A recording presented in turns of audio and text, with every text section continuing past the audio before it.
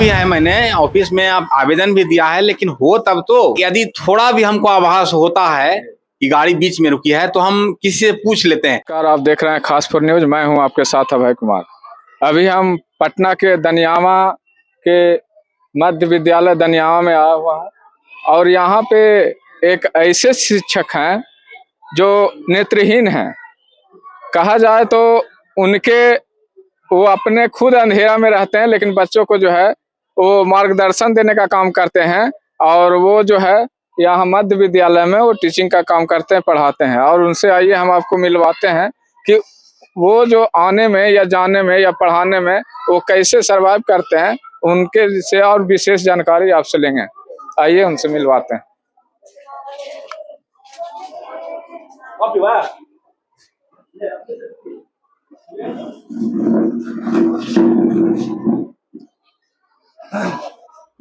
ये हैं जो सर यहाँ पे हमारे साथ मौजूद हैं, जो देख नहीं सकते हैं। ये अपने जीवन में, इनके जीवन में अंधकार जरूर है, लेकिन ये बच्चों को मार्गदर्शन देते हैं और उनसे मिलवाते हैं सर से। सर, खासपुर न्यूज में आपका स्वागत है जी।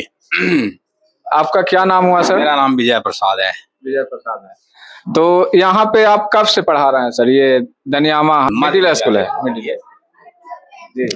यहाँ हम पढ़ा रहे हैं 11 फरवरी 2012 से। हाँ, यानी कहा जाए तो फरवरी 2012 से, यानी कहा जाए सर तो 12 दूनी 24, यानी 11 साल हो गया।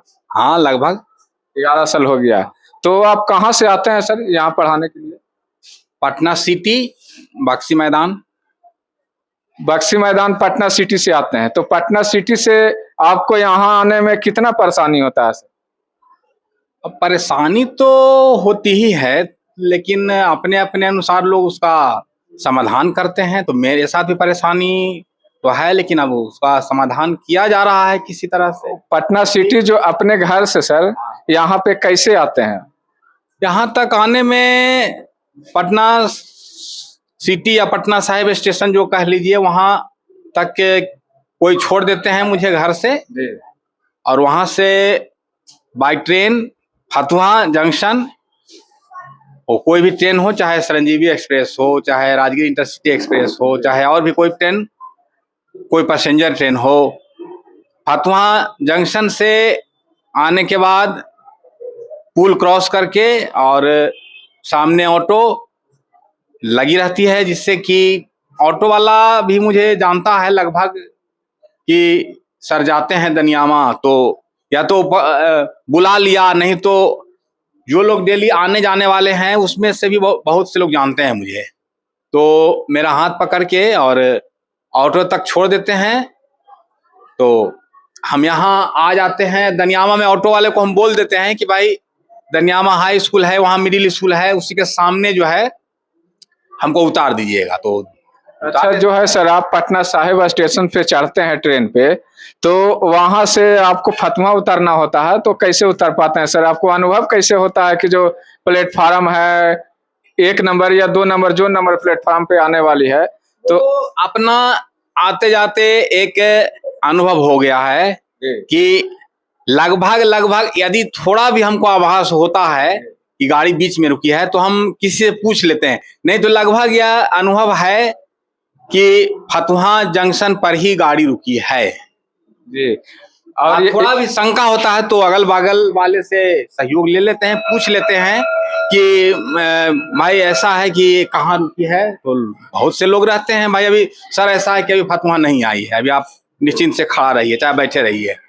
हम आ जाते हैं तो समझ जाते हैं, या कई बार अनाउंस भी करते रहता है कि भाई फलना गाड़ी जो है Rajgir intercity express 2 number platform पर खड़ी हो रही है, या संजीवी एक्सप्रेस 2 नंबर पर खड़ी हो रही है। इस तरह से अपना एक हमारा अनुभव है, क्राइटेरिया है, जिसके माध्यम से हम समझ लेते हैं कि अब फतुहा जंक्शन आ गए हम। तो यहाँ जो है सर बच्चों को आप कैसे पढ़ाते हैं?